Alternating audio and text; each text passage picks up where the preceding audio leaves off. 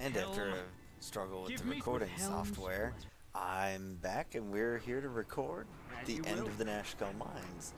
You'll hear some barking kobolds, because they're the old variety, the second edition variety, that went in for barking. Now I'm given to understand they're more like lizards. I also changed the way the audio works in this so that the character voices would be slightly louder, since I've had some encounters in previous videos that didn't go quite right. Or that I wasn't satisfied with the audio quality. So we go in this room here, we find one more kobold, and we're going to zoom in for the epic battle between our level 2 paladin, Ajanthus, and this kobold, who has only a short sword. So far, they're doing a lot of dipping and dodging. And neither of them can hit anything. And there we go. The paladin wins the day. I try to make the screen shake, but unfortunately my resolution is a bit too high. We're going to dump Rasad's body down here and just leave it in the bottom of the mine. Thank you for my freedom, friends, for I have languished in these dismal vaults too long. Now, this is Zahn. He came to investigate. He's an elf. He's not one of the better mages in the game. He's incredibly squishy, just like Zar is. And his specialty school means no magic missile, no fireball, blah blah blah. And those are some pretty popular spells in this game. And he also gets a Moonblade, which is basically a +3 sword that gives him fire resistance, but he only has a few hit points. And his spell list, when you get him, consists of Charm Person and Color Spray, which aren't going to be very useful for us coming up here, which will mean that he's about a substitute for Rasad, really. Rasad would die in one hit, Zahn will die in one hit. Rasad wouldn't hit anything with his fists, and neither will Zahn. So, at least maybe we'll get a lucky Color Spray. Now what we do here is we try and get in this intersection, because there are a lot of monsters that will spawn, and we don't want to have our fleshy people exposed. I'm also going to buff up Ajanthus to just try and give him the most help that he can, since he'll be doing most of the killing and fighting in this. I give him aid, and I cast chant. And he casts protection from evil on himself. And that should pretty well cover it. I'm also going, just for added safety, because we're playing on Insane, we're going to throw down a potion, an oil of speed. This is Mullahay. He's the guy behind the poisoning of the mines.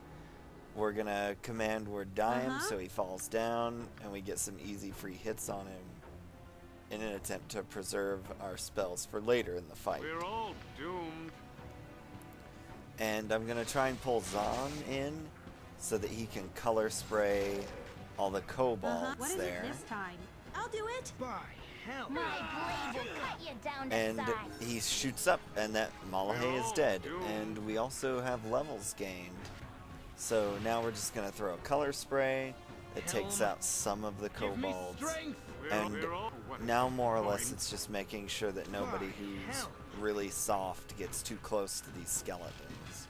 The problem with skeletons is that my ranged weapon users aren't going to do very much damage to them. Unfortunately, most of my ranged weapon users also don't have that many hit points, so I'm just not going to bother taking them into hand-to-hand combat, because if they get hit, they'll probably die. And the fight lasts quite a while, and then I throw in the turn undead and everything's done. And we will enter the next chapter of the game when Kaivan comes over here and picks up the 2 notes that are on Mullahay's body. It is certain that the death of Mullahay will relieve the fears of the terrorized folk of Nashkel. But you remain uneasy. While the half-orc may indeed have caused the evils that befell the mine, the shortage of iron is too widespread to be his doing alone. His letters confirm your suspicions, and though they give little indication as to where his cohorts are hiding, they may have links to the bandits that currently plague the Coastway. So we're on the next chapter now. I'll read through some of the letters. Basically, it says to my servant Malahay, what are you doing? Superiors have hired the Black Talon mercenaries and the Chill, and there's going to be a guy in Baragos that you can talk to if you have any more help. And then this is it's a letter criticizing him that says, why'd you let your kobolds kill the miners? People are going to get suspicious. Blah, blah, blah. Talk to Tranzig. This ring gives me 1 extra priest spell per level as far as this game's concerned. So we're just going to throw extra healing out and an extra hold person, because why not? And we'll level up Nira, who will now be level 2. She gets an additional spell and 2 hit points, because I didn't take the insane difficulty away. She gets 2 spells, and we're going to just make them sleep. 1 sleep and another magic missile. I think that's a pretty safe bet. That was the holy symbol of Malahay, who worshipped Cyric, who's sort of, the epitome of evil, essentially. The chaotic evil deity. For Faerun, more or less. And we just loot these kobolds and various skeletons. Whatever. And we send Zahn over here to loot the chest. We have a potion of absorption, some healing spells, some scrolls, and his moonblade. We'll show you what he looks like with his moonblade. We're not going to keep Zahn in the party for very long, but that moonblade is one of the coolest looking items in this whole game. And I've always thought about doing a campaign with Zahn, but he's just so not all that useful. So we're back outside and we're walking around the outside edge, which you can do. And you have to be pretty careful here because there are some oozes to fight. And if you aren't careful with them, they'll actually prove to be more difficult than Mulligan, which is another reason I put the oil of speed on Jontis. That projectile can do quite a lot of damage, which you saw. It just did 18 damage to Kaivan. My honor. It wouldn't do that if you weren't on Insane. It would do 9 damage, which would be a lot more tolerable. These guys are resistant to magic, so you can't use your magic missiles or anything on them. You just have to bash them with your stuff. And somebody else gets a level, and it's a Jontis, and he is at an odd level now. So we're going to change our difficulty settings. Done. A level up. And that'll get him the other stuff. Now, I lag around in here because I realize that they spec'd a Jontis in Bastard Swords, and I'm going to have him pretty much using a longsword for the rest of the game. But I get nervous and think, what if that's actually a Bastard Sword? Could my brain be wrong? And you can't exit this menu. So I had a good long think about it. And ultimately decided that I was right. But I left this bit in so I could tell the story because I thought it was a little comical. And then I was like, oh no, 2 weapons. But no, long swords. We got it. Good job, Ajantis. Turn the difficulty back up. See, and then I proved that it's a long sword. So that was the proper decision. And there goes our difficulty. Back up to where it needs to be. And we will now be leaving the mines. You must gather your party. You can actually walk further down a bit and miss this little exit thing to click on. I guess that's probably just a bug. We are not going to explore this forest region because pretty much due north of those cacti there is something I don't want to deal with right now. And we get attacked by wild dogs, so we're going to lag our way away and run. Ajantis doing the best job of running, funny since he's in the heaviest armor. I actually don't mind the idea of Zahn getting eaten by one of these dogs right now, but everybody makes it out, so we are back to Nashkel.